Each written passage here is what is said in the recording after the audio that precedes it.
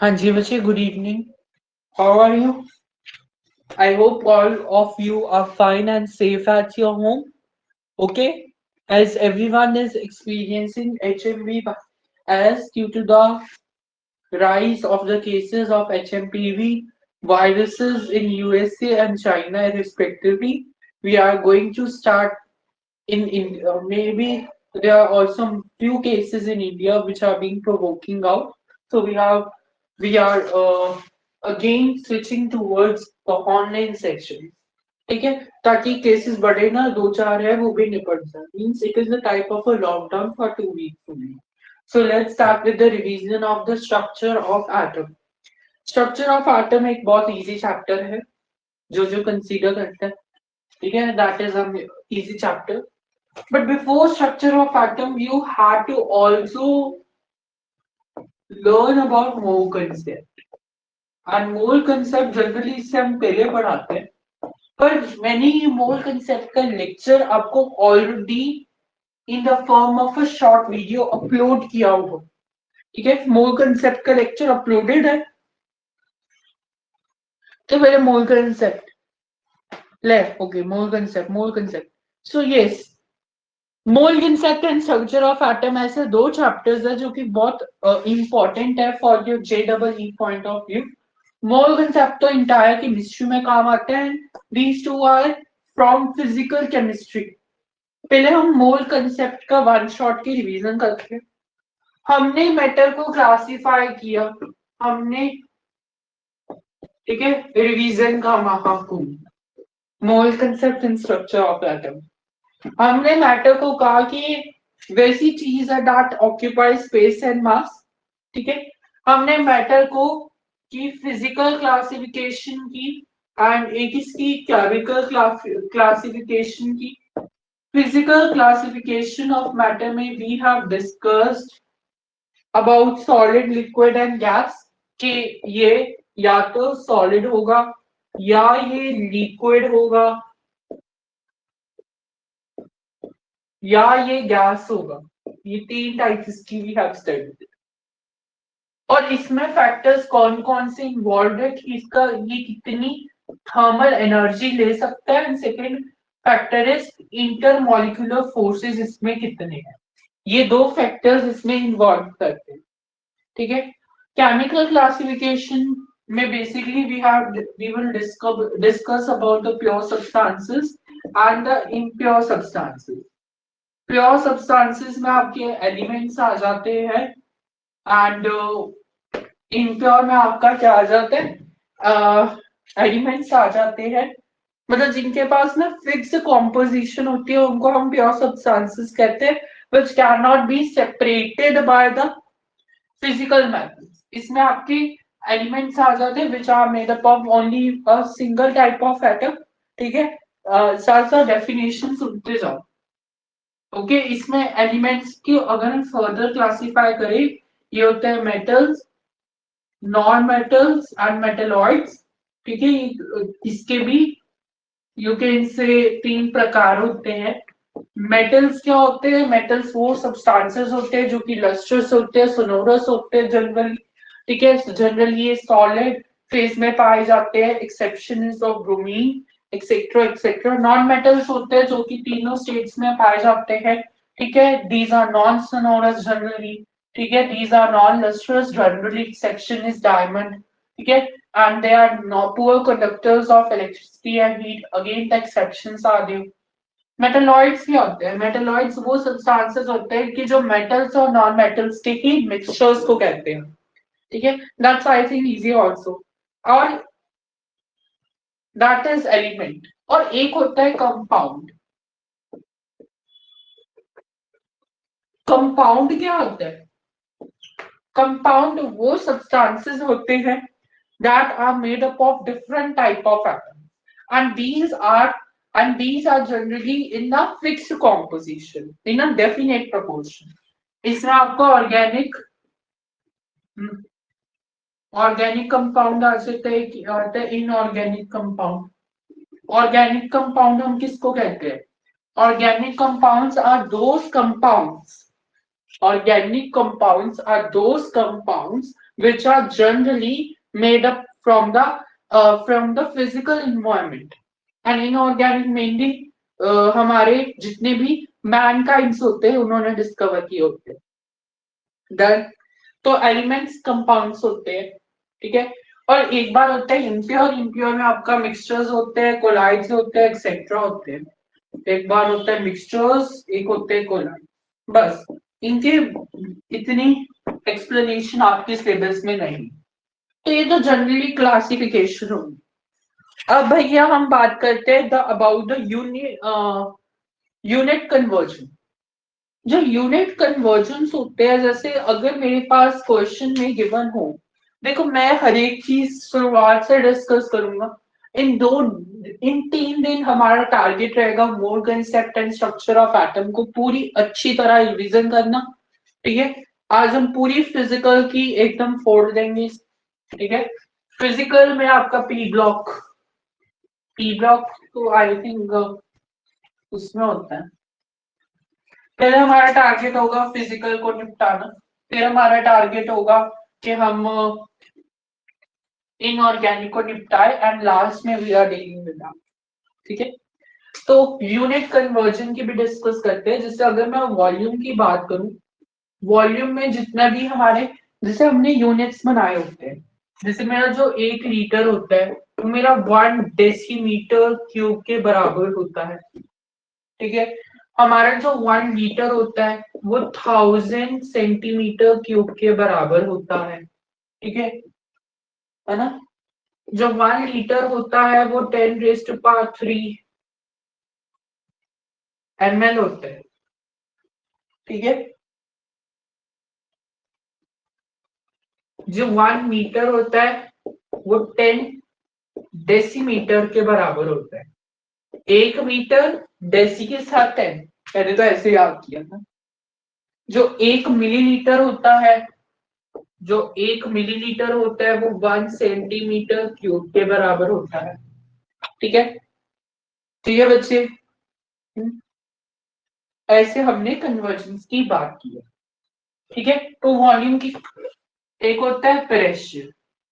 देखो अगर मैं प्रेशर को डिफाइन करना चाहूँ ना, इसको आप सिर्फ यूनिट्स में याद करो। केमिस्ट्री में वी आर नॉट, प्रेशर होता है force upon area, newton per metre square, pascals. We don't use these type of units in context of chemistry. These units are preferable for the physics.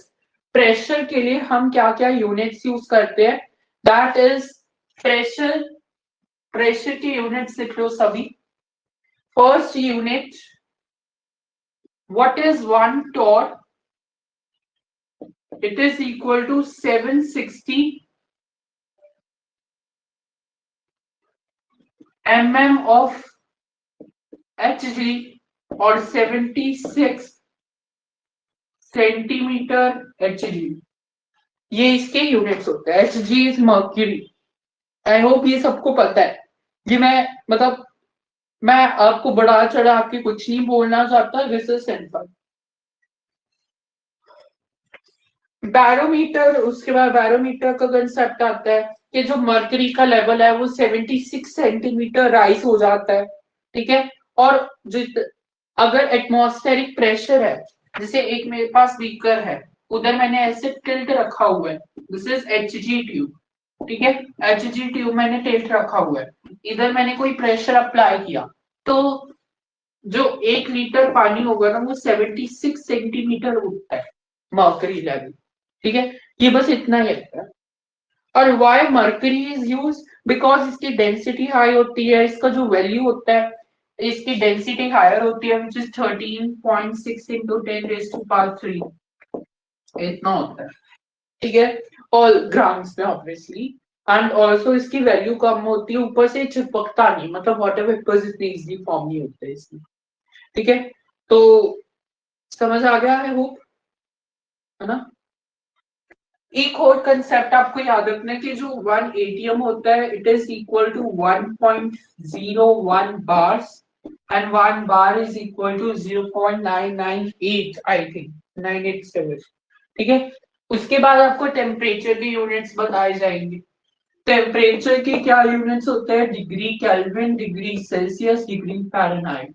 अब ये सारा आपको physics में अच्छी तरह explain किया गया है कि हमने इसे याद कैसे किया था।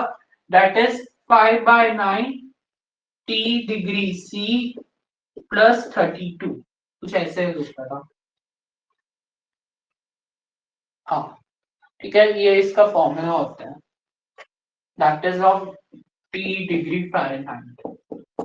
ठीक है, ये इसका फॉर्मूला होगा।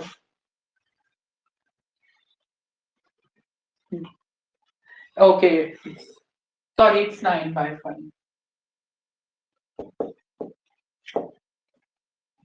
ठीक है, बाकी तो इजी है कि अगर हमारे पास डिग्री केल्विन में कुछ है तो डिग्री सेल्सियस प्लस 273.15। ठीक है, उसके बाद आपको लॉ ऑफ केमिकल कॉम्बिनेशन है, लेवॉइजन ने वो दी है, जोसेफ प्राउस ने कांस्टेंट प्रोपोर्शन का दी है। ठीक है, अगर मैं वो बताने हट गया फिर कोई फायदा नहीं है बच्चों। ठीक है, हम सीधा मोल कंसेप्ट को स्टार्ट करते हैं। मोल कंसेप्ट में पहले चीज आती है, राइट डाउन, मोल कंसेप्ट में पहले क्या चीज आएगी?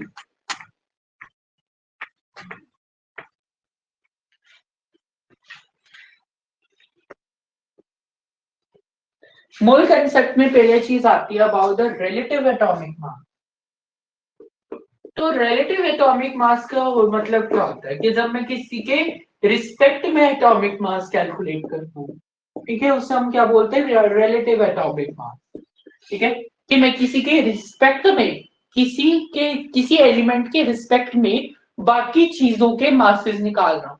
ठीक है, और ये इतना जरूरी क्यों है? अब देखो, इनफाइनाइट नंबर ऑफ एलिमेंट्स होते हैं। ठीक है, अब ये 118 डिस्कवर हुए and according to your NCERT 114 elements are totally existent. ठीक है, अब उसके नाम, उसके मासेस याद करना इट्स वेरी डिफिकल्ट टास्क। तो हम हमेशा रिलेटिव एटॉमिक मास पढ़ते हैं, और जो उनकी वैल्यूज होती है ना, that is of not a relative absolute मास जिनके होते हैं। ठीक है, उनके याद करना भी मुश्किल था, तो रिलेटिव एटॉमिक मास यूज हुआ। पहले तो हमने ऑक्सीजन को मान लिया कि उसके रिस्पेक्ट में हम सभी एलिमेंट्स का एटॉमिक मासेस करेंगे। ठीक है, पर वो भी फ्रैक्शंस में आने लग गया, इसलिए हमने कार्बन का यूज किया। एंड इसका formula is mass of one atom of any element, mass of an atom of element divided by 1/12 mass of carbon atom।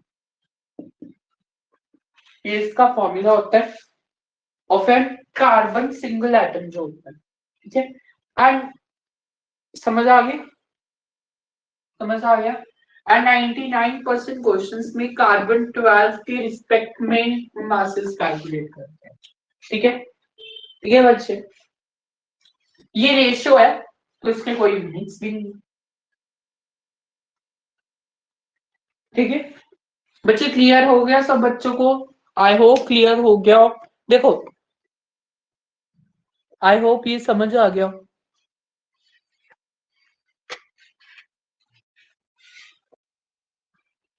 Sir mic काम कर रहा है। ठीक है, डन।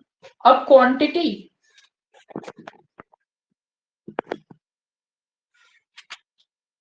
अब इन टर्म्स ऑफ क्वांटिटी अब हम कैसे इसे याद रखेंगे?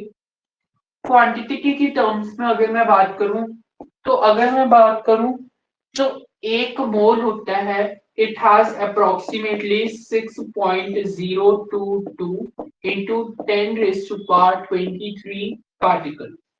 ठीक है, ये पार्टिकल्स होते हैं एक मोल के अंदर। तो सिमिलरली एक मोल के अंदर कितने पार्टिकल्स होते हैं? That is 6.022 into 10⁻23 particles, which is its Avogadro number also. इसे हम एवोगाड्रो नंबर भी कहते हैं।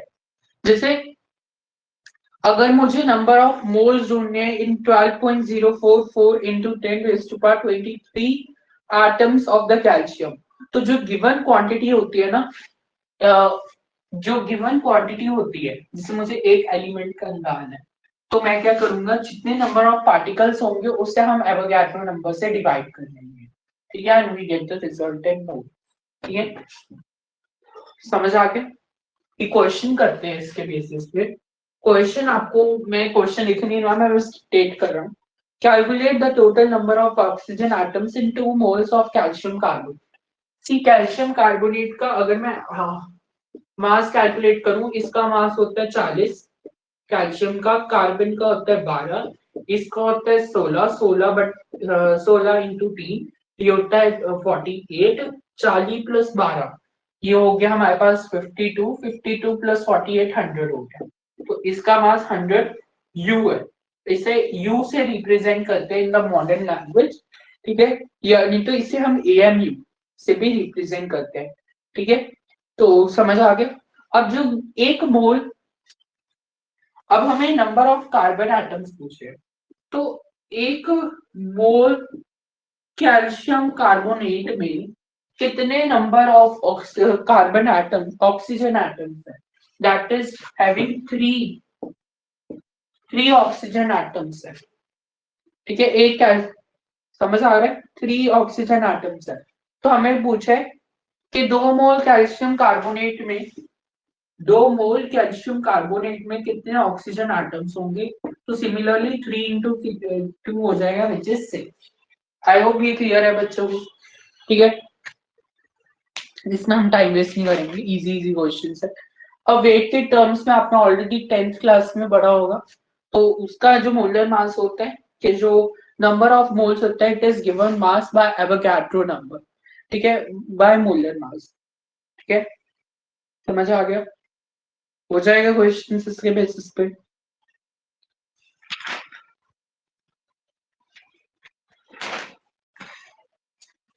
उसके बाद आपका आता है वॉल्यूम के टर्म्स में। देखो, अगर मैं वॉल्यूम की बात करूं ना,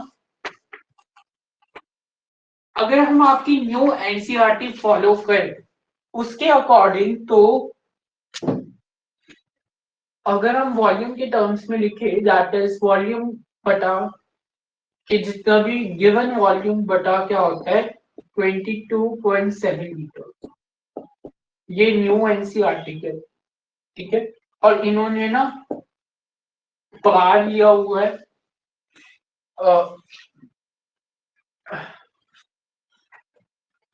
ठीक है, तो ये न्यू एनसीईआरटी है, बट 22.4 भी लिख सकते हैं। आई थिंक पहले 22.7 था, वैसे 22.4 ही होता है जो हमारा वो, ठीक है, जो हम वो मानते हैं, बेस मानते हैं जिसका। समझ आ गई? उसके बाद कंसेप्ट आ जाता है आपका डिफरेंट। पहले इतना समझ आया, आप मुझे बताओ, है? उसके बाद आपको सिंपल ना आइडियल गैस इक्वेशंस पढ़ाए जाते हैं, which is P V is equal to NRT. अच्छा, इसमें मैं बात कर रहा था कि अब न्यू एनसीईआरटी के अकॉर्डिंग जो प्रेशर होता है ना, वो हम बार्स में लेते हैं। पहले एटीएम में लेते थे, बार में लेते हैं। वॉल्यूम 22.7 लीटर्स माना जाता है। नंबर ऑफ मोल्स, आर की वैल्यू क्या होती है 0.0821, ठीक है। क्या बचे? और इसकी यूनिट्स क्या होगी, देखो ध्यान से समझना। पहले तो आपका बार आ जाना है, ये बार, फिर आपका आ जाना है वॉल्यूम, वॉल्यूम होता है लीटर्स में, फिर आपका आ जाना है टेम्परेचर, टेम्परेचर होता है केल्विन इनवर्स, क्योंकि ऐसा यूनिट्स है। नंबर ऑफ मोल्स को हम मोल इनवर्स करेंगे, ठीक है, तो ये इसके यूनिट्स हो जाते हैं। अगर मैं इसे जूल्स में लिखूं, तो that is 8.314 kilo joules per मोल, ठीक है। नहीं तो टू, नहीं तो हम इसे क्या लिखते हैं 2 ग्राम पर कैलोरी, ठीक है, 2 कैलोरीज, कुछ इतना है। समझ आ गया? समझ आ गया बच्चे? अब वैसे हम 22.4 ही लेते हैं। समझ आ गया? क्लियर बच्चे?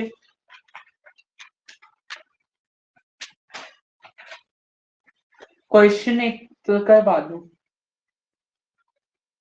ओके, क्वेश्चन है,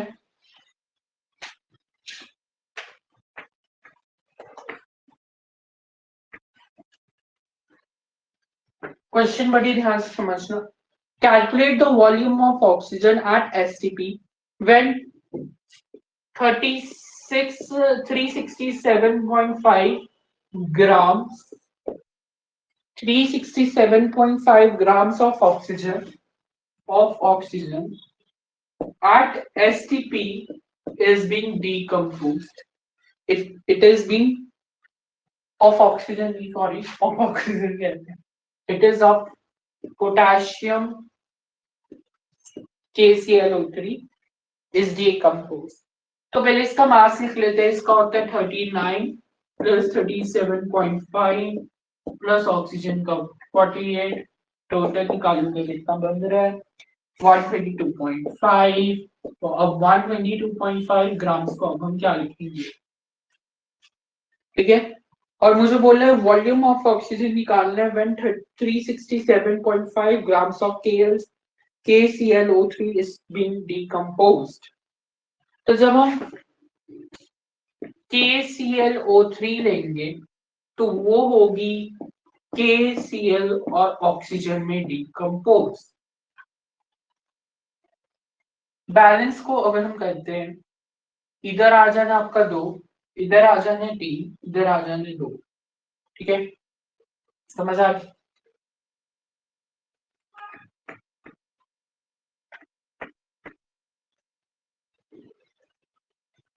ठीक है, और मैंने बोला कि मुझे नंबर ऑफ मोल्स चाहिए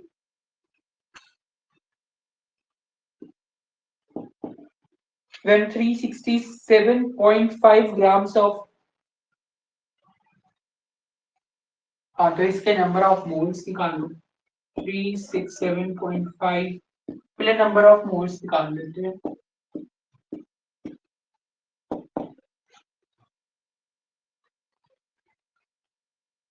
A3 के टेबल में आता है, नंबर ऑफ मोल्स तो 3 आ गए, मतलब अब मुझे क्या बोलना है, वॉल्यूम ऑफ ऑक्सीजन बताना है। मैं क्या कह रहा हूं कि मेरे पास जब ये KCl3 का है, कि जब मेरे पास 3 मोल्स है KClO3 के, उसमें मेरे पास कितने हैं,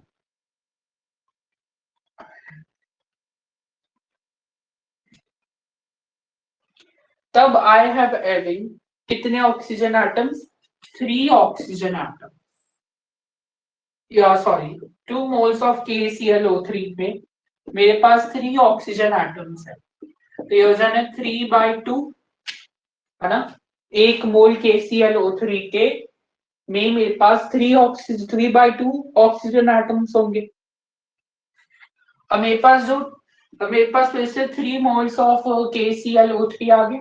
अब मुझे इससे मल्टीप्लाई कर देना है 3 मोल से, कि पहले मैंने 2 मोल्स का कैलकुलेट किया था, अब मैंने 3 मोल्स का किया। तो हो जाना 9/2 मोल्स हो जाने। अब मुझे वॉल्यूम निकालने, वॉल्यूम हम कैसे निकालेंगे कि अगर मेरे पास number of moles of oxygen atoms है तो इट इज n/2, वॉल्यूम मेरे पास जो गिवन है डिवाइडेड बाय 22.4, कितना बनेगा आपके पास, ये हो जाएगा 9 into 11.2 which is equal to 9 to the 18, 10, 100.8 I think।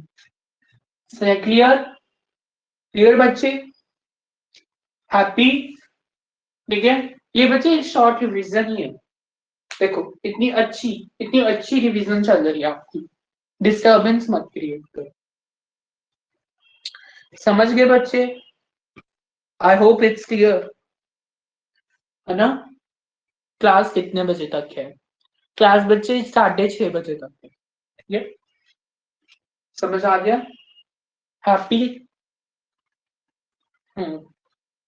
चलो, नाउ बच्चे we are going to discuss about the concept of limiting reagent, ठीक है, कि लिमिटिंग रीएजेंट क्या होता है। बच्चे एकदम ना क्रिस्प दे रहा हूँ कि जो जो इम्पोर्टेंट चीज है for GA point of view हम उसकी बात कर रहे हैं, ठीक है। अगर मैं लिमिटिंग रीएजेंट की बात करूं, सर लिमिटिंग रीएजेंट हम किससे कहेंगे? लिमिटिंग रीएजेंट का सिंपल मतलब होता है कि जो पहले किसी रिएक्शन में खत्म हो जाए, ठीक है, पहले तो ये होता है। एंड एक होता है हमारे पास एक्सेस में रिएजेंट, ठीक है। अब इसमें एक और काम आता है कि जितना मेरे पास प्रोडक्ट बना एंड जितना मेरे पास प्रोडक्ट बचा, मेरे पास कितना प्रोडक्ट फॉर्म हुआ, और उसमें से कितना प्रोडक्ट, कितना मतलब एक्सेस रीएजेंट लेफ्ट हुआ, it is decided by limiting reagent. कैसे? एक क्वेश्चन से ही आपको ये समझ आ जाना है कि हम कैसे आइडेंटिफाई करें। जैसे एक बहुत फेमस क्वेश्चन है ऑफ योर एनसीईआरटी कि मेरे पास 2 हाइड्रोजन के मॉल्स है, ऑक्सीजन है, और ये वाटर बना रहे हैं, 2 मोल्स ऑफ वाटर बना रहे हैं, तो इसमें मुझे पहले एलआर पुल। अब सर एलआर का कंसेप्ट हुआ क्या? मैंने कहा पहले मोल्स निकालना, इसके मोल्स कितने होंगे, इसके होंगे 1 मोल, इसका कितना मोल होगा, इसके होंगे कितने होंगे इसके मोल। अच्छा sorry, I didn't get the information. ये 10 ग्राम है इधर हाइड्रोजन, और इधर हमारे पास है 96 ग्राम ऑक्सीजन, ठीक है। तो उसके रिस्पेक्ट में ये हो जाए 10/2, हो जाए 96/32। तो इसके कोई 5 मोल आ रहे हैं मेरे पास, एंड इसके मेरे पास आ रहे हैं 32/96 और 3 है, तो मतलब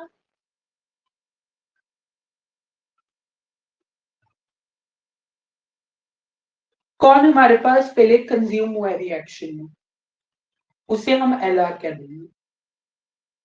अब ध्यान से समझिए, अब बच्चे ना ऐसे करके महान बन जाते हैं एंड इसे लिख देंगे ऑक्सीजन को कि ये लिमिटिंग रिएजेंट है, पर they didn't check the coefficient. भैया इसमें ना कोफिशिएंट को भी चेक करना पड़ता है। इधर 1 था कोफिशिएंट, इसे 1 से डिवाइड करो, इधर 2 था कोफिशिएंट, इसे 2 से डिवाइड करो, ये हो जाना है मेरे पास 2.5। तो मतलब ये हमारे पास जो हाइड्रोजन है वो हमारे पास क्या है, एलआर, ठीक है। इसका वैसे एक वो भी मेथड होता है, यूनिटरी मेथड भी होता है, कि जैसे मेरे पास 2 हाइड्रोजन है, मेरे पास 2 मोल्स ऑफ हाइड्रोजन गैस है, जो कि मेरे 1 मोल ऑफ ऑक्सीजन प्रोड्यूस कर रहा है, तो 1 मोल हाइड्रोजन गैस का कोई 1/2 ऑक्सीजन गैस प्रोड्यूस कर रहा हूँ, ठीक है। मतलब इसमें हम बेसिकली क्या कह रहे हैं, इसमें हम बेसिकली कह रहे हैं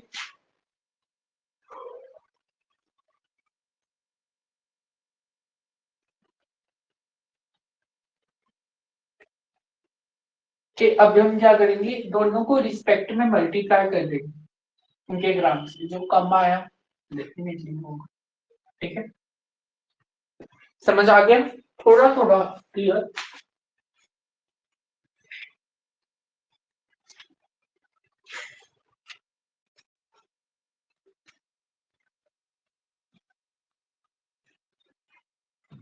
थोड़ा थोड़ा क्लियर होगा।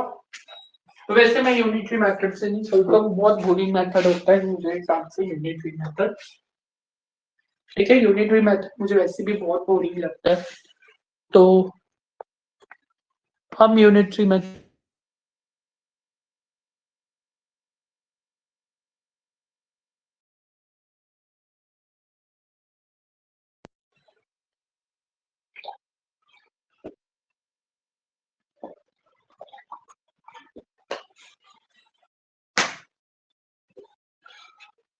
समझ आ गया। मतलब ये हमारा एलआर है। अब एलआर को आइडेंटिफाई करके अब हमने क्या करना है, अब भैया हम क्या करेंगे, तो एलआर से हमें सबका पता लग जाएगा कि कितना प्रोडक्ट बचा, उसके बारे में पता लग जाएगा, क्या क्या वैल्यूज है उसके बारे में। तो प्रोडक्ट का अब हम करेंगे क्या, जो प्रोडक्ट, अब मैं ऐसे लिखूंगा कि कितना प्रोडक्ट फॉर्म्ड हुआ, product formed is equal to 2, ये होगा जो इसका जो एल आर का कोफिशिएंट निकल के आया विच इज 2.5 एंड जो कोफिशिएंट है प्रोडक्ट का विच इज 2, तो ये मेरा पास आ गया 5। ठीक है, तो प्रोडक्ट फॉर्म का क्या फॉर्मूला होता है, this is the coefficient of the coefficient of a product into coffee into coefficient, नहीं कोफिशिएंट तो नहीं कह सकते, we will say moles of alpha. ठीक है, समझ आ गया इसका फॉर्मूला।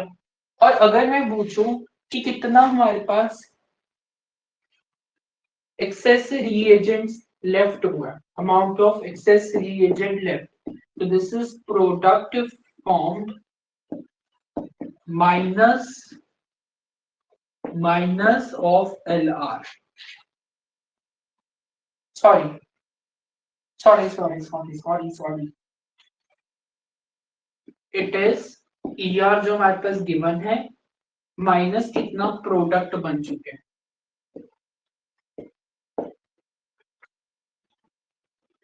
तो हमारे पास कितना ई आर गिवन था, हमारे पास था 3 माइनस कितना ई आर पहले था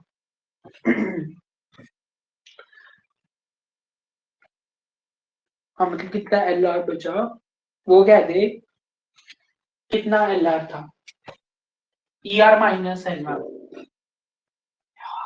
E R minus L R होता है, सॉरी।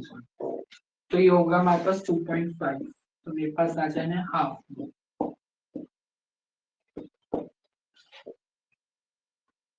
अब अगर इसी का वेट निकालना है तो इस हाफ को ई आर मेरे पास ऑक्सीजन था तो 32 से मल्टीप्लाई करना है, तो ये मेरे पास आ जाएगा 16 आई होप ये क्लियर है। तो ई आर लेफ्ट का फॉर्मूला क्या है, which is E are given minus the limiting reagent, और ये लिमिटिंग रिएजेंट से आते भी काफी क्वेश्चंस है, तो इसका बड़ा ध्यान रखना है लिमिटिंग रिएजेंट का क्या कंसेप्ट है। समझ आ गया, समझ आ गया बच्चे, एक मिनट में बस आया। हाँ जी, सॉरी। तो अब हम डिस्कस करेंगे, अब एल आर ई आर का सबको कंसेप्ट समझ आ गया भैया। ऐसे क्वेश्चन आएंगे पेपर में भी, इसका कोई कॉम्प्लेक्स सवाल नहीं आएगा इतना, पर इसके क्वेश्चन अच्छे आ जाते हैं, एक ना एक क्वेश्चन का आपका जेडबल में और बोर्ड्स में पाती है। मतलब एल बोर्ड्स मतलब जो +1 के होंगे, क्योंकि प्लस टू में भी आता है ऐसे। चलो लेट्स स्टार्ट। अच्छा मैं ना आपको दो इंपॉर्टेंट फॉर्मूलाज दे रहा हूँ।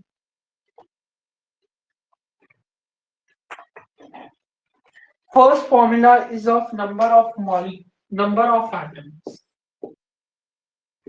नंबर ऑफ एटम्स का फॉर्मूला होता है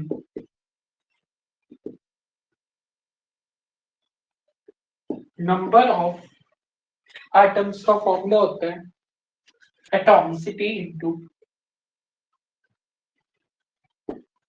number of moles into atomicity, sorry एक मिनट।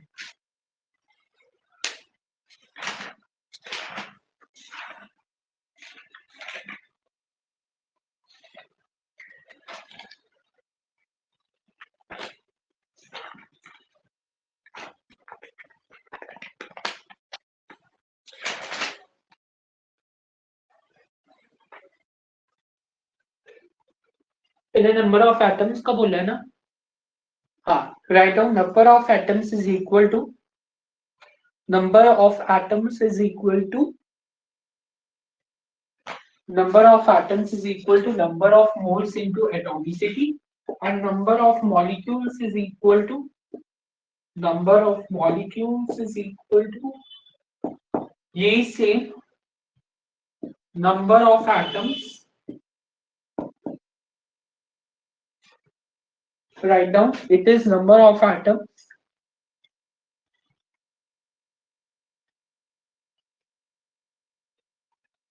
ऐसे मैं भी गलत फॉर्मूला लेकर आऊं, क्या होता है इसका नंबर ऑफ एटम्स मेरे ख्याल से नंबर ऑफ मोल्स तो होता था, एटॉमिसिटी नहीं होती आई थिंक।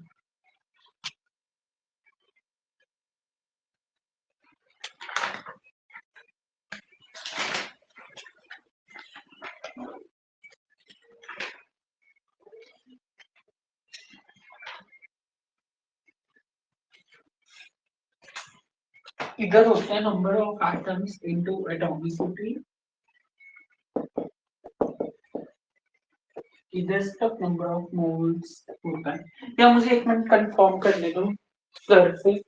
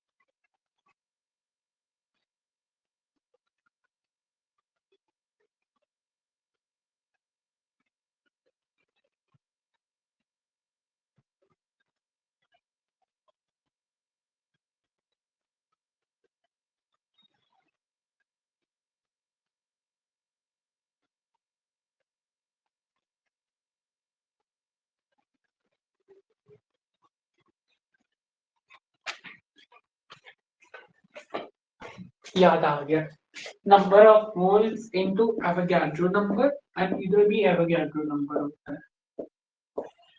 आई होप ये क्लियर है, ठीक है। Number of molecules is equal to number of atoms into atomicity into Avogadro number, number of atoms is equal to number of moles into number Avogadro number, ठीक है, हो जाएगा। Very good.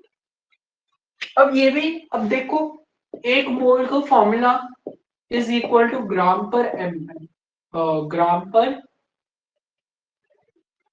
एक minute, कि एक मोल का होता क्या है, it's the kind of a ratio. मैं आपको बताता हूँ, अगर मैं नंबर ऑफ मोल्स की बात करूँ ना, it is given substance by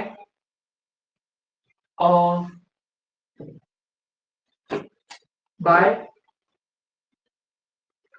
molecular mass. तब ये रेशियो नहीं होता, ये चीज बच्चे बड़े कंफ्यूज होते हैं, नंबर ऑफ मोल्स रेशियो होता है नहीं, क्योंकि इसका जो यूनिट होता है वो मोल होता है। तो इसका मतलब कि व्हाट अबाउट द यूनिट, इसका ग्राम होता है यूनिट, तो मॉलिक्यूलर मास का क्या यूनिट बन जाएगा, विच इज ग्राम पर मोल। ये ग्राम पर मोल होता है इसका यूनिट। तो यूनिट्स पे आपको ये क्या आनी चाहिए, ठीक है, कि मतलब एक मोल ऑक्सीजन में 1 ग्राम एटम्स हो सकते हैं, एक मोल मॉलिक्यूल में 1 ग्राम मॉलिक्यूल्स हो सकते हैं, ठीक है, समझ रहे हो ना। तो ये होता है number of molecules into atomicity, समझ रहे हो, number of moles into atomicity. ये नंबर ऑफ मॉलिक्यूल्स होते हैं number of atoms into atomicity into Avogadro number, समझ रहे हो। नंबर ऑफ एटम्स का क्या फॉर्मूला है, number of moles into Avogadro number into atomicity,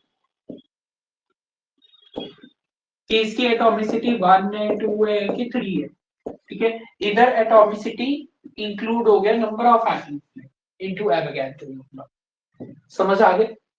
okay, बच्चे कंफ्यूज होते हैं, मैं खुद हो गया, इसमें कोई कहने वाली बात ही नहीं है ना। हम्म? जैसे आपको क्वेश्चन भी काफी गिवन है इसके बेस पे।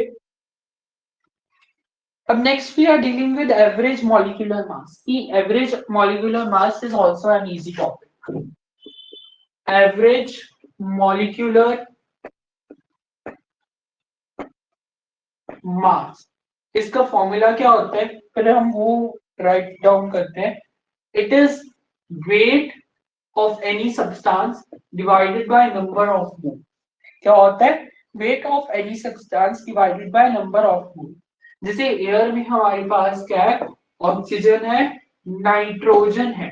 तो ऑक्सीजन का अप्रोक्सीमेटली हम 22% लिख लेते हैं, एंड इसका अप्रोक्सीमेटली हम 78% लिख रहे, निग्लेक्टिंग और अदर गैस।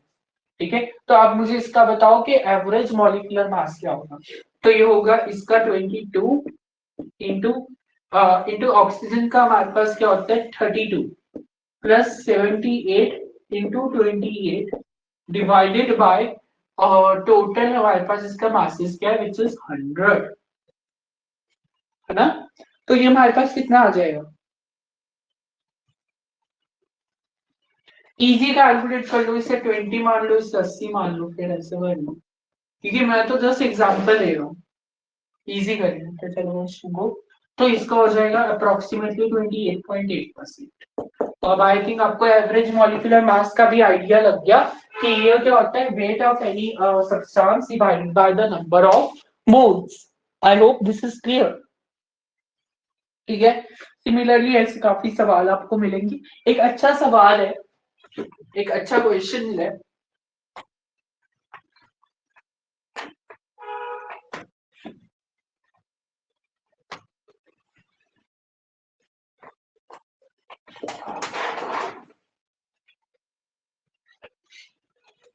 अब आपकी मैथ्स की क्लास है इसके बाद।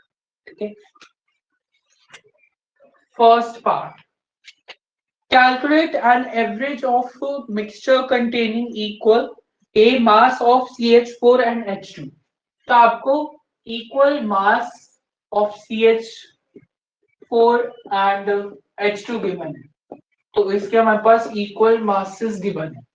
तो अगर हमारे पास equal masses given है तो आप इससे कोई भी x मान लो, तो m average क्या होगा, this will be x into CH4 का मास कितना हो गया 16 प्लस, मैं डायरेक्टली लिख रहा हूँ x इंटू 2 डिवाइडेड बाय, अब इसके मैक्सिस पे डिपेंडेंस डालते, ठीक है।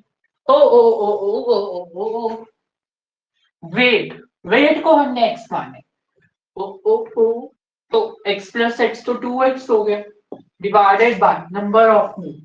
तो नंबर ऑफ मोल से हमारे पास क्या हो जाएंगे x by 16 plus x by 2।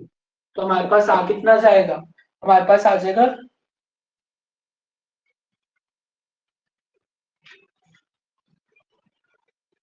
Very nice, हमारे पास आ जाएगा 32/9। ठीक है, तो ये मेरे पास equal masses of CH4 and H2 हमारे पास अगर क्वेश्चन में प्रोवाइडेड हो तो ऐसे बनते हैं। डन, डन बच्चे, डन बच्चे। अगर मेरे पास है equal, calculate an average of the mixture which contains the equal masses of CH4 and H2। और अगर हमारे पास बी है, बी हमारे पास, अगर हमारे पास क्वेश्चन में इक्वल मोल्स प्रोवाइडेड है, इक्वल मोल्स प्रोवाइडेड है, तो देन क्वेश्चन में सेम ही ले लो, equal moles of CH4 and H2 हमारे पास क्वेश्चन में गिवन है। तो इसके इसमें जो m एवरेज होगा it is equal to number of moles, अब x हो जाएगा, वेरी गुड। m एवरेज क्या होता है सबका 1 1 लेट कर लो। ऐसे क्वेश्चंस में अगर आप जो मास है वो वाई जेड में लोगे कंफ्यूजन हो जाएगी। इसका मान लो 1 ग्राम है, इसका भी 1 ग्राम लेट कर लो, तो हो जाना है 1 into 16 plus 1 into 2 divided by 2x। समझ रहे हो, ये तो डायरेक्टली हो गया डिवाइडेड बाई 2, इक्वल मोल्स है ना, तो इसे 1 मान लो, ये इक्वल मोल्स है, जरूरी है इस क्वेश्चन में एक्सपांड में। तो ये हो जाएगा 18/2 9। समझ आ गया, तो मतलब m मास और CH4 H2 फॉर्मूला सर क्या है, again total mass by total number of मोल, कि कितना टोटल मास और कितने टोटल मोल्स है हमारे पास। समझ आ गया। I hope this is clear. ठीक है, एक और अच्छा क्वेश्चन मिला है मुझे, एक और अच्छा क्वेश्चन है आपके पास। एक मेरे पास गैसियस मिक्सचर है जिसमें मेरे पास है नाइट्रोजन N2O, और एक में मेरे पास है कार्बन मोनोऑक्साइड, एक मेरे पास है N2O एंड कार्बन डाइऑक्साइड। ठीक है, which are in the ratio 2/5 by mass, 2:5, जिनके masses के रेशियो हमारे पास गिवन। ठीक है, find the ratio of the number of molecules of CO2 and N2। तो हमारे पास अब फॉर्मूला क्या है, मतलब ये मेरे पास है weight of nitrogen N2O by weight of carbon dioxide which is 2:5। Done, मतलब मेरे पास है हमारे पास, तो ये मेरे पास बन जाना है weight of N2O plus weight of CO2 divided by number of moles of N2O plus number of moles of carbon dioxide. समझ आ गया? तो फॉर्मूला तो ये होता है सर।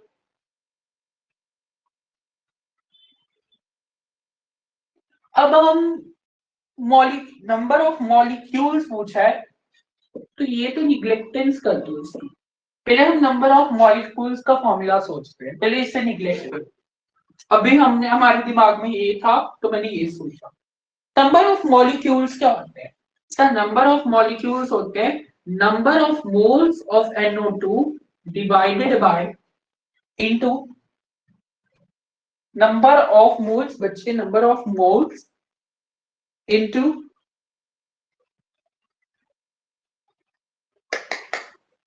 डोंट बी दैट, पहले ध्यान से समझो।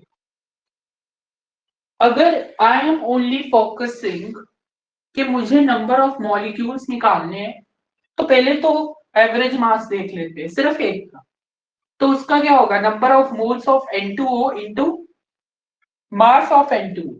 मास ऑफ N2O कितना हो गया, 28 प्लस 16 विच इज 44 है, 44 हो गया। तो 44 से मल्टीप्लाई कर दो plus number of moles of carbon dioxide into 44 divided by number of moles of N2O into number of moles of carbon dioxide. पहले तो हमने ऐसे लिखा है ना बच्चे, ये नंबर ऑफ, अब नंबर ऑफ मॉलिक्यूल्स क्या होते हैं, number of oxygen atoms into atomicity. तो अगर मैंने number of moles of N2O को एक्सप्रेस करना in the terms of number of molecules, मैं कैसे एक्सप्रेस करूंगा? जैसे आई एम सेइंग कि जो नंबर ऑफ मॉलिक्यूल्स होते हैं it is equal to number of atoms into atomicity. तो अब हम इसे क्या लिखेंगे, number of moles, number of molecules by atomicity लिखेंगे, है ना, number of molecules by atomicity. और दोनों की एटॉमिसिटी 3 है, डिवीजन में जाएंगी, कट हो जाएंगी, तो मैं डायरेक्टली लिख रहा हूं it is equal to number of moles of, पहले आ रहा है मेरे पास N2O के लिखो। ठीक है, लिख लिए। समझ लो ना I am how I am discussing to. हाँ, सीधा रेशियोज पकड़ लो। वेट को मैंने ऐसे एक्सप्रेस किया, चलो ठीक है, वेट को मैंने ऐसे एक्सप्रेस किया, ये तो इजी था। ठीक है, मैंने वेट को ऐसे एक्सप्रेस किया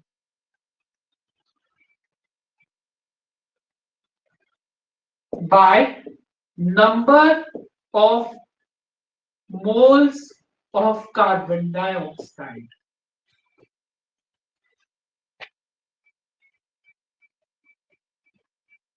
समझ लो। तो ये मेरे पास अब आ कितना गया, 2:5 ही आ गया। खुश?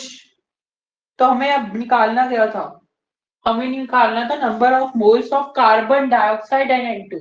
तो ये उसका उल्टा हो जाना है ना, क्योंकि ये मैंने number of molecules of N2 and carbon dioxide निकालनी, मैंने अभी कार्बन डाइऑक्साइड एंड N2 निकालना है, तो इसको उल्टा कर दो। ठीक है, ठीक है बच्चे। तो क्वेश्चन बहुत इजी था, है ना, it's a very easy question. ठीक है, अब हम नेक्स्ट कंसेप्ट की तरफ बढ़ेंगे which is ozonised oxygen. Very easy concept है ये।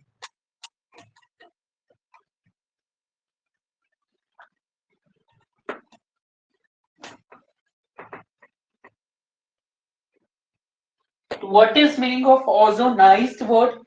ओजोनाइज्ड ऑक्सीजन का मतलब क्या होता है कि मतलब जो मेरे पास 2 मोर टाइम्स ऑक्सीजन है in equilibrium with 3 times oxygen. Simple मतलब ये होता है, मतलब ऑक्सीजन सॉरी 2, जब मेरे पास जो 2 टाइम्स ओजोन है जो कि इक्विलिब्रियम में है 3 टाइम्स ऑक्सीजन। ठीक है, सिंपल, इसके इतने आते नहीं है सवाल। एक क्वेश्चन कर लो, M average of ozonised oxygen is 36। M average आपको ओजोनाइज्ड ऑक्सीजन का 36 गिवन है। Calculate calculate the percentage of oxygen in ozonised oxygen. M average का फॉर्मूला क्या होता है? M average is related to the weight, है ना, वेट होता है। तो सर ये हो जाएगा, मैं वेट को जैसे इसका एक का वेट x मान लेता हूं तो दूसरा साइमल्टेनियसली 100 माइनस x हो जाएगा। तो इसका 100 माइनस x मान लेते हैं क्योंकि ऑक्सीजन का मैंने ढूंढना है। तो 100 माइनस x इंटू ओजोन मेरे पास है 48 plus x into 32 divided by, बच्चे ध्यान से फॉर्मूला को ना रिमेंबर किया करो।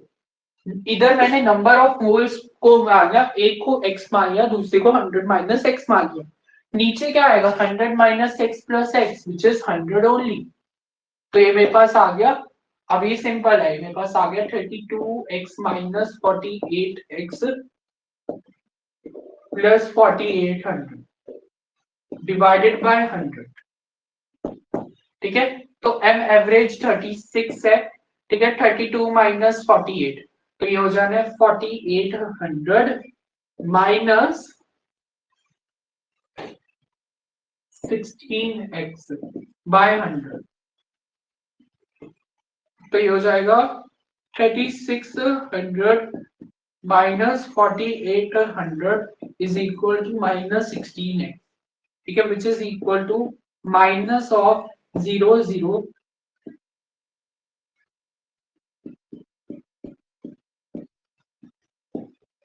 तो ये 16 डिवाइडर में ले लें, हो जाना है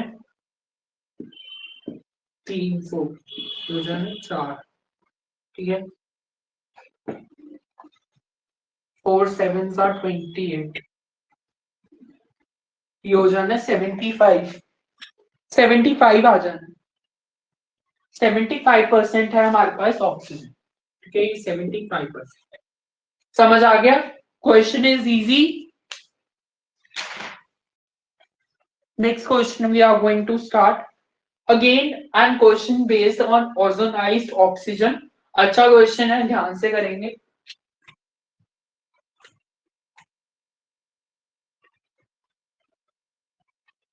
ठीक है, एक मेरे पास सैंपल है ओजोनाइज्ड ऑक्सीजन का which contains equal number of ozone by mass. एक सैंपल है ओजोनाइज्ड ऑक्सीजन का which contains equal which contains 60% oxygen by mass. How many gas molecules are present in 1.6 grams of sample? ये बड़े अच्छे questions होते हैं। एक सैंपल है ओजोनाइज्ड ऑक्सीजन का कंटेन 60% ऑक्सीजन बाय मास, मतलब मेरे पास ओजोन वेट मेरे पास 60% है ओजोन का, तो बाकी जो 40% होगा वो किसका होगा? ऑक्सीजन का होगा। ठीक है, समझ आ गया? अब मुझे क्वेश्चन में गिवन है कि कितने मेरे पास गैस मॉलिक्यूल्स होंगे जो कि 1.6 ग्राम सैंपल में होंगे, ठीक है।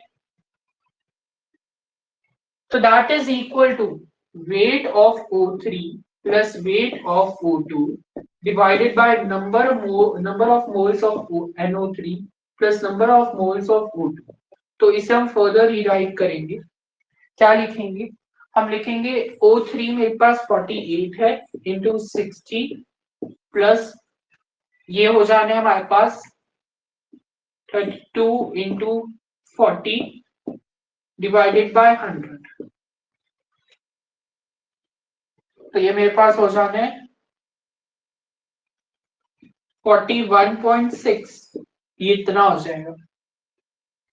अब हमारे पास क्वेश्चन गिवन है कि कितने मेरे पास गैस मॉलिक्यूल प्रेजेंट होंगे 1.6 ग्राम सैंपल में, ठीक है। मतलब अगर मेरे पास रेट ऑफ ऑक्सीजन है तो वो मेरे पास उसकी परसेंटेज 40% है ऑफ दैट 1.6 ग्राम्स। तो ये हो जाने 40 इंटू 1.6 और जितना मेरे पास आया,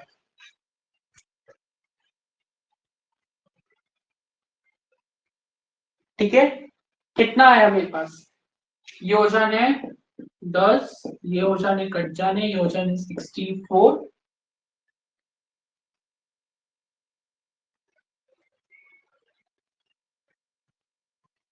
अच्छा 40% है तो 64/100 हो जाना। तो दिस इज 0.64 इंटू, और ऑक्सीजन का वेट कितना हो गया? इसका वेट हो गया 32। तो इसका आंसर मेरे पास क्या आ जाना है? 0.02। और अगले का भी आंसर 0.02 ग्राम आ जाना। सिमिलरली ऐसे क्वेश्चन आएंगे आपको। नेक्स्ट है what is the percentage volume in sample. तो PV is equal to NRT से सॉल्व कर लो, फिर प्रेशर सेम है, टेम्परेचर सेम है, मतलब जो वॉल्यूम है it is directly depending upon the number of mole. तो परसेंटेज मोल्स ऑफ ऑक्सीजन क्या आ जाना है? टोटल 0.02 सिर्फ ऑक्सीजन का divided by total moles 0.04 into 100 which is 50%। समझ आ गया? ठीक है। तो this is about the ozonised oxygen के क्वेश्चन, ठीक है। काम आता है पर ये एक बार करने में क्या बुराई है, ठीक है। Next we are going to start with the Avogadro hypothesis. very you can say a technical word in a type of chemistry। जोश से करो question. Next we are going to say a very good proud to Avogadro hypothesis। Avogadro hypothesis का मतलब क्या होता है आपके हिसाब से?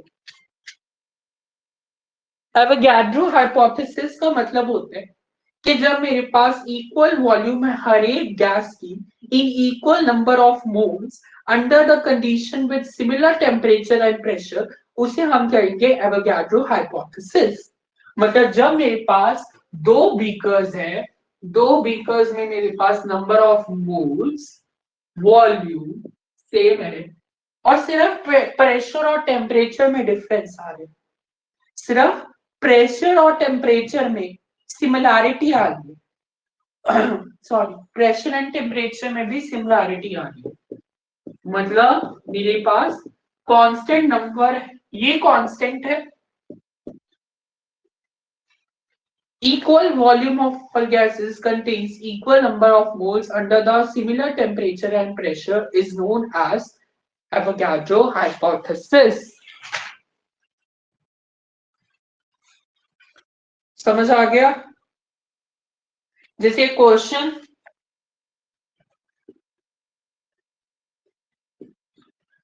है calculate volume of 640 kg of SO2।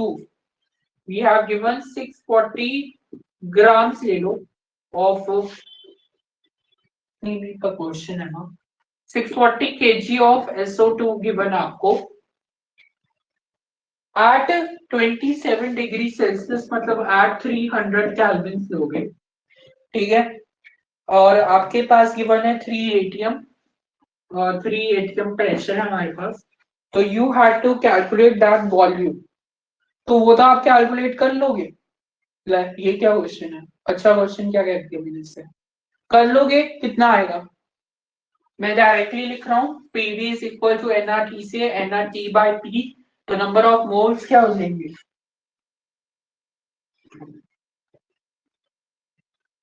Number of moles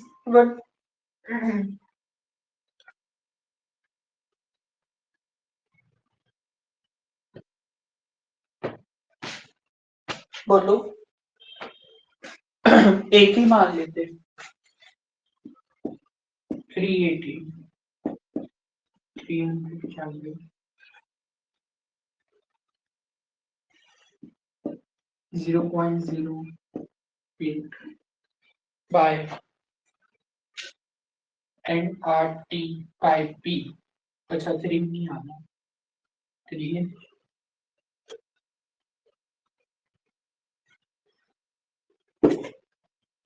कितना आ जाए, ये 3 से 3 कैंसिल हो गया, दिस इज, एक मिनट कुछ गड़बड़ है, 640 kg है, 10 सुबह 3 आ जाएगा, ऊपर आएगा। ओ ओ, ये क्या कर दिया, 640 kg ऑफ SO2 था। ओके ओके, तो 6 4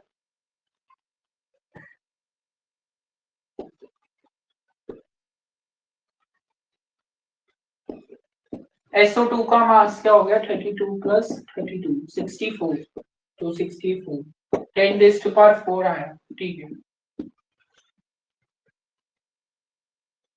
और ये आ जाएगा आपका, नीचे आ जाएगा 100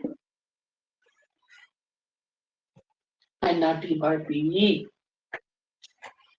तो इधर से 2 कट गया, ये 2 ऊपर आ गया, 800 आया मेरे पास, 800 लीटर आया, 800 लीटर आया मेरे, ठीक है, समझ आ गया, 800 लीटर आ गया मेरे पास।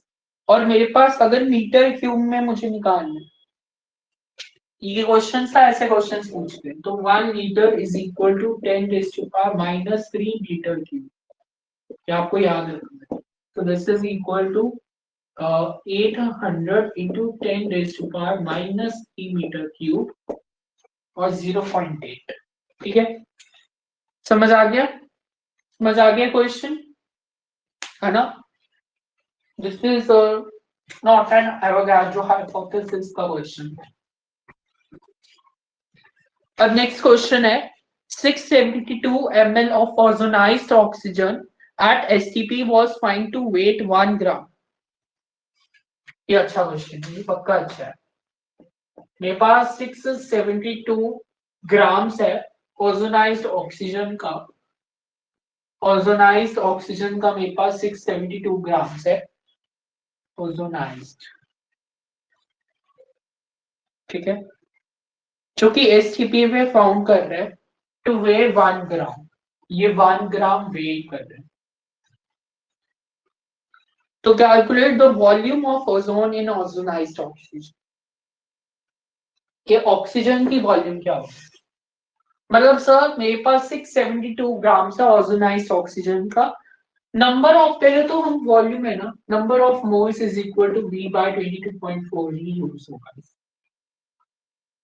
अब याद करना, थोड़ा सा याद करो, 672 हमारे पास ग्राम ml है, 672 ml है हमारे पास, 672 ml है ऑफ ओजोनाइज्ड ऑक्सीजन इन 1 ग्राम, जो कि 1 ग्राम वेट करता है। मतलब सर ये मेरे पास है ml है, तो 672 इंटू 10⁻³ लीटर्स हो जाने, है ना, ये लीटर्स में है, मैंने इसे लीटर्स में कन्वर्ट कर लिया। अब मैंने इसको इसमें पुट कर देना है, तो नंबर ऑफ मोल्स मेरे पास आ जाने 0.672 डिवाइडेड बाय 22.4, तो ये मेरे पास हो जाना है, ये मेरे पास हो जाना है 0.03, आई थिंक इतना बने। अब 0.03 मोल्स आ गए, ठीक है।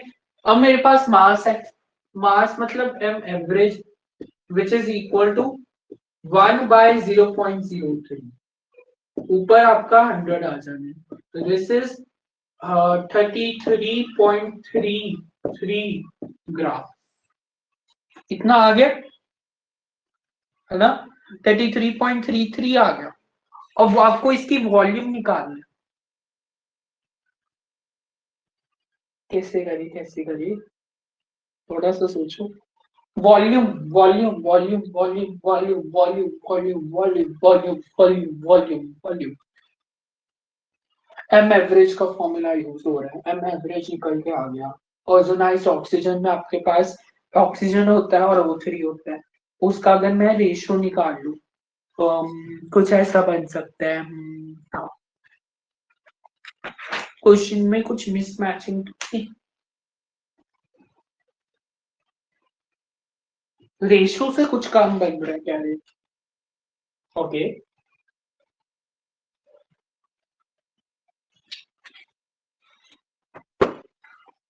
तो भैया ये मेरे पास आ जाना है, मैं ना इसे अच्छी तरह सॉल्व कर रहा हूँ, ध्यान से देखना। ये हो जाना है 100/3 इज इक्वल टू, अब ओजोनाइज्ड ऑक्सीजन में आपके पास 2 मोल्स ऑक्सीजन O3 के होते हैं ना, O3 के 2 मोल्स होते हैं, तो number of moles of oxygen into 32 plus number of moles of O3 into 48 divided by number of moles of oxygen plus number of moles of O3, ऐसे लिख ले। अब इसे ऐसे कर दो, तो ये हो जाना है 100 NO number of moles of oxygen plus 100 number of moles of O3 is equal to 32 into 3 कितना हो गया, 3 2s are 6, 3 is are 9, this is 96 number of moles of oxygen plus 3 3 8s are 24, 2 carry हो गया, 3 4s are 12, 13 14 144 number of moles of O3। तो ये मैंने अब subtract करा तू, है ना, तो number of moles of oxygen इधर ले जाओ, तो ये हो जाना 4 number of moles of oxygen is equal to 44 number of moles of O3, तो इससे मेरे पास आ जाना number of moles of O2 divide by number of moles of O3 which is equal to 11:1। अब इससे हमारे पास क्या फायदा है, हमारे पास वॉल्यूम आ जाएगा, तो volume is equal to number of moles of oxygen, O3 ozone का निकालना है, किसका निकालना है तुम्हें, ओजोनाइज्ड ऑक्सीजन में, ओजोन का ओजोनाइज्ड ऑक्सीजन में, तो ये हो जाता है number of moles into number of moles, देखो इसे ऐसे कॉरेस्पॉन्डेंस कर दो,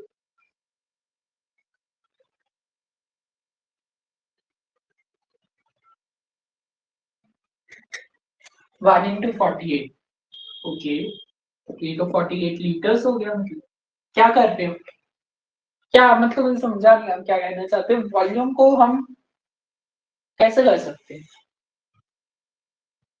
मेरे ना बात से ध्यान से बात सुनना, बड़ी अच्छी बात है, इसका वादा है नंबर ऑफ वॉल्यूम क्या होता है, number of moles into,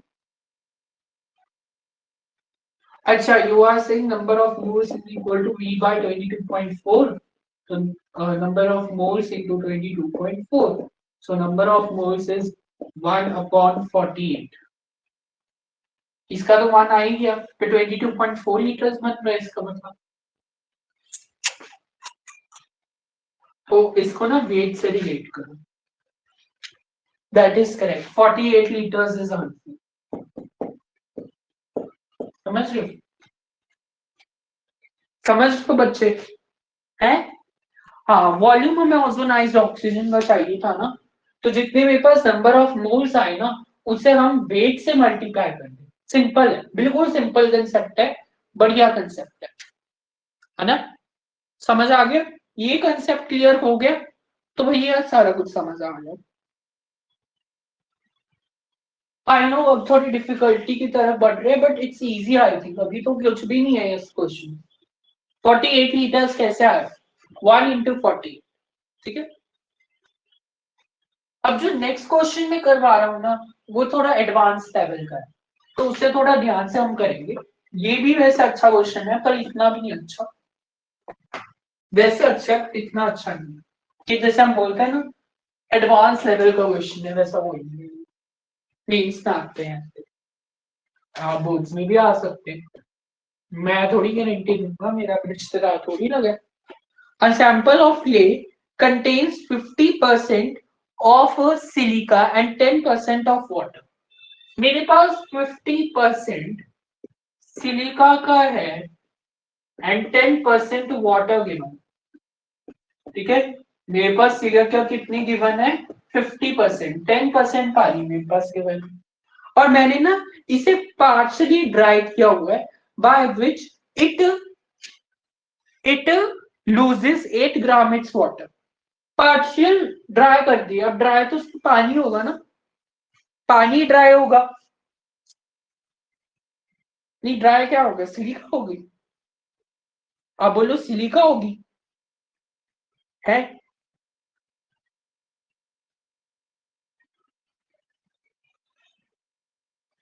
partial dry किए मतलब कुछ एक्स ग्राम होगा, उसमें से मैंने कुछ 8 ग्राम निकाल दी, और पार्शियल ड्राई किए इसे, पानी को मैंने पार्शियली ड्राई किया एक्स ग्राम पानी को 8 ग्राम से माइनस कर दो, सिंपल, ठीक है।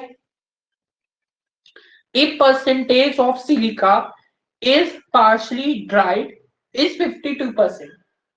सिलिका को 50% सिलिका को मैंने 50, इसमें से मैंने जितना भी 52% सिलिका था वो मैंने ऐसे ड्राई कर दिया, मतलब 50% में जितना भी 50% ले रहे हैं, मतलब आधा हिस्सा ले रहे हैं, अब आधे में से भी 52% तो ड्राई कर दिए, ठीक है। उससे बेच खाया कि मैंने 52% ड्राई कर दिया, तो then what is the percentage of water is dry? 52% silica का ड्राई कर दिया, समझ रहे?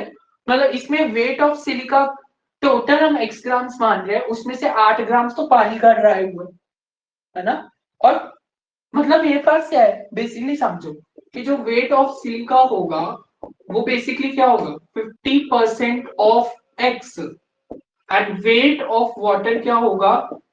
50% ऑफ, सॉरी 10% ऑफ एक्स। तो वेट, अब ये किसके बराबर आ जाए?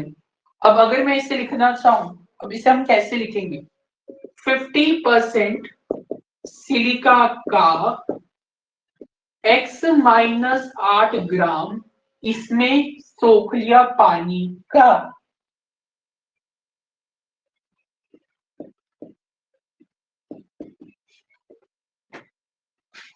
समझ ले।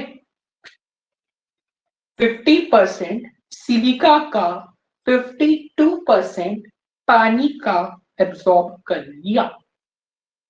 52% सिलिका था, उसमें से 52% एक्स ग्राम्स ऑफ एसआई को एब्सॉर्ब कर लिया, उसमें से भी 8 ग्राम की कटौती हुई। क्वेश्चन को भैया ध्यान से पढ़। हाँ जी।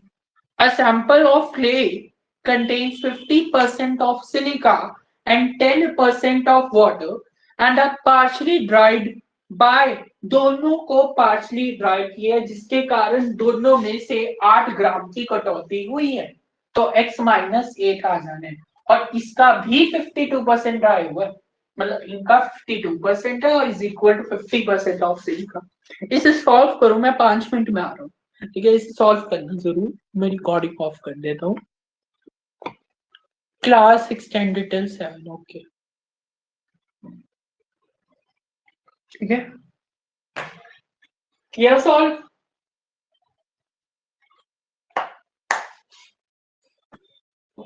किया सॉल्व इसे? क्वेश्चन को ना ध्यान से समझो। 50% सिलिका में से जो भी उसका मास होगा एक्स में से कोई 8 ग्राम की कटौती हुई, कुछ सूख गया और उसमें से भी 52% सिलिका ड्राई हुआ, मतलब बाकी गिल्ला बचा ना। बस ऐसे ही मैंने सॉल्व कर दिया।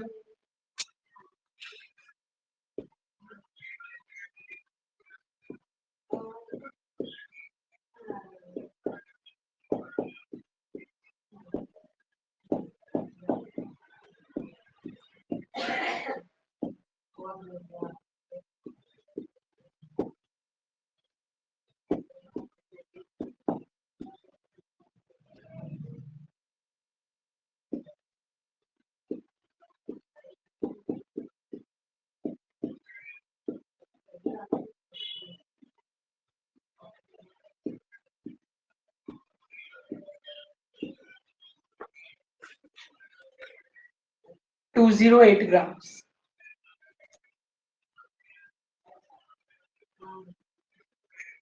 200 आ रहा है। अच्छा ठीक है।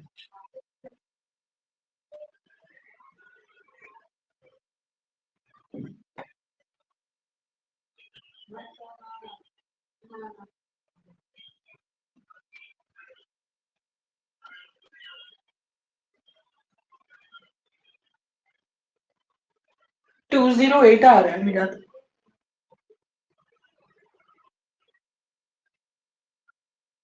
208 आ रहा है मेरे पास से।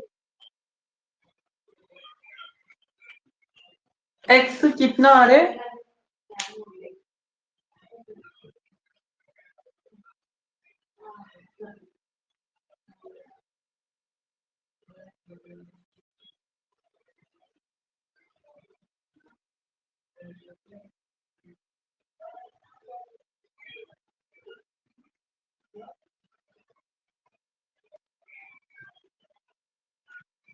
दो सौ आठ ही आ रहा है।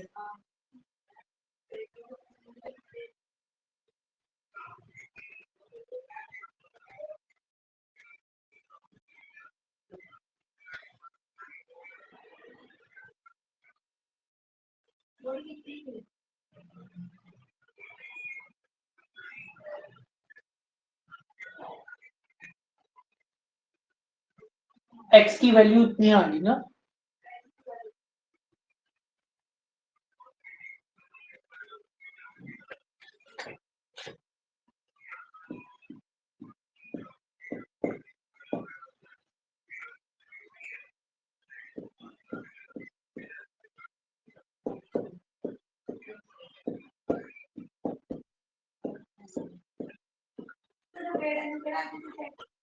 बीस पॉइंट आठ ग्राम आ रहा है इसका। वेट ऑफ वाटर की आया।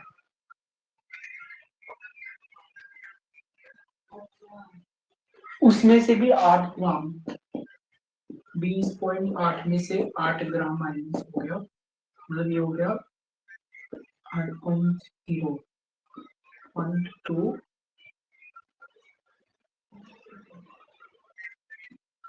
11.2 ग्राम आ रहा है।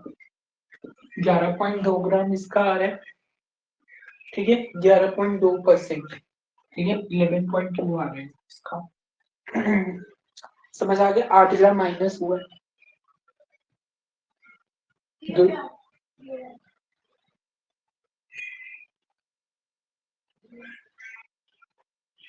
परसेंटेज ऑफ वाटर कितना आ रहा है जो कि मिक्सचर में था, जो कि पार्शियली ड्राइड हुआ था वो वाला नहीं पूछा, जो कि ऑलरेडी अच्छा पार्शियल ड्राइड है वो पूछे। तो मतलब 11.2 ग्राम्स है। पॉइंट 208 इंटू 100, तो 10 नीचे आ गया। ठीक है,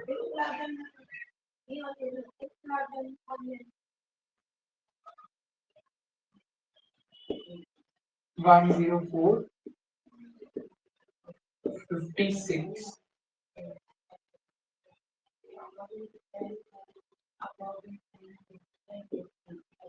28, 52,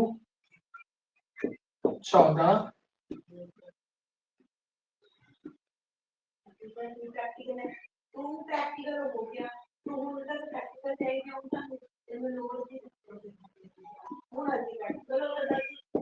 10 13 70/3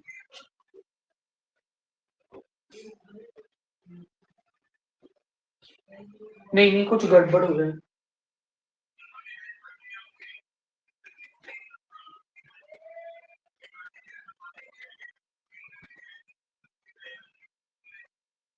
कुछ गड़बड़ आ गया, मेरा मेरा आंसर गड़बड़ है। आना 64% समथिंग अप्रोक्सीमेटली है। एक मिनट मुझे चेक करने। 6.4 आना चाहिए, 64 भी ये 6.4 आना चाहिए अप्रोक्सीमेटली। 6.4 आना चाहिए। ये कितना आ रहा है? ये मेरा 5 पॉइंट मतलब इतना ही आ रहा है। 6 में जो है 6.4% के बीच में आ रहा है। चेक कर लेना आंसर, ठीक है।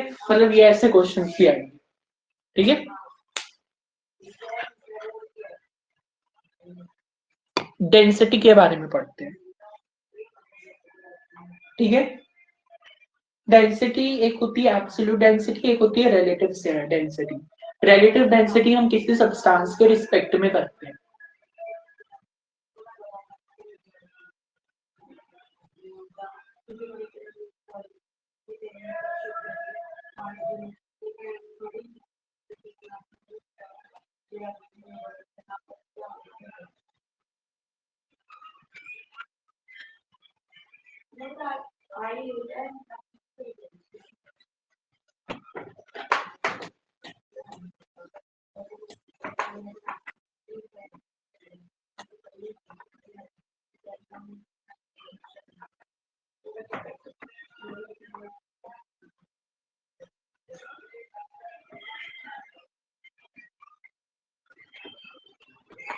रिलेटिव डेंसिटी ऑफ गैसेस का हम पढ़े।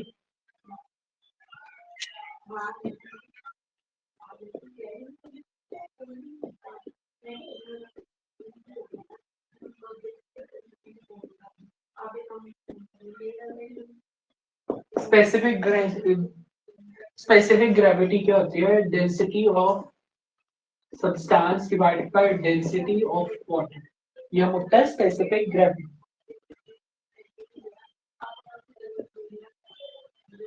उसके बाद है vapour density, which is equal to density of gas 1 upon density of gas 2। तो वेपर डेंसिटी क्या होती है? Density of gas 1 upon density of gas 2। और एक को हमारे पास होता है specific gravity which is density of substance upon density of water.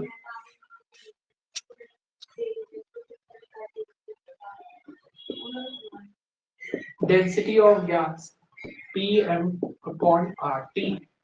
याद रखना, here n depicts the mass, ठीक है। समझ आ गया?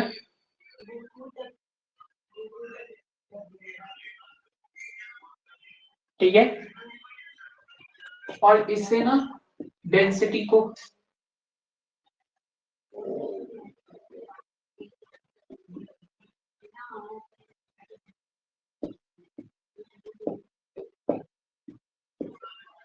ये हम क्या वेपर डेंसिटी को molecular mass of gas 2 upon molecular mass of gas 1 भी लिखते हैं। और अगर आपके पास गैसेस है नहीं, क्वेश्चन में सिर्फ एक गैस गिवन है, तो vapour density is equal to M M average upon 2,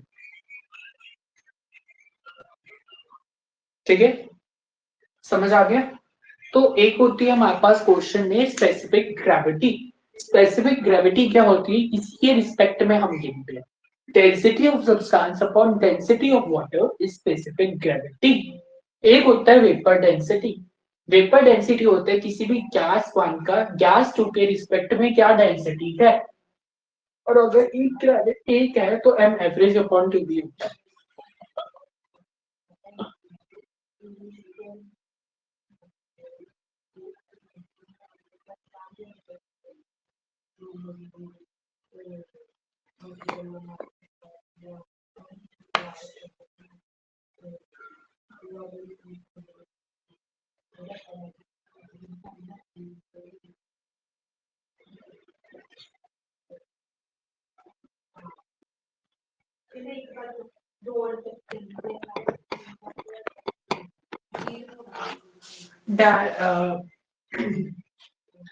specific gravity की अगर हम बात करें, density of gas 1 upon density of gas 2, which is also molecular mass of gas 2 upon molecular mass of gas 1.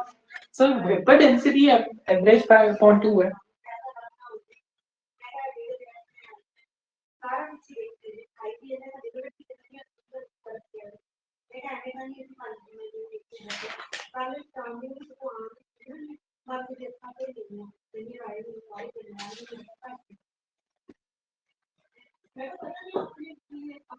Calculate vapor density of sample containing 5 moles of oxygen.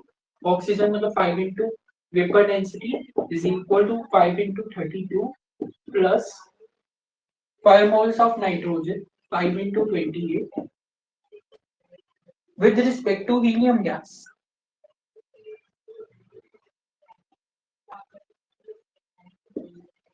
By this is equal to 30. अब helium gas के respect में निकालना है, मतलब जितना भी ये हो गया 30/4. ठीक है, ठीक है.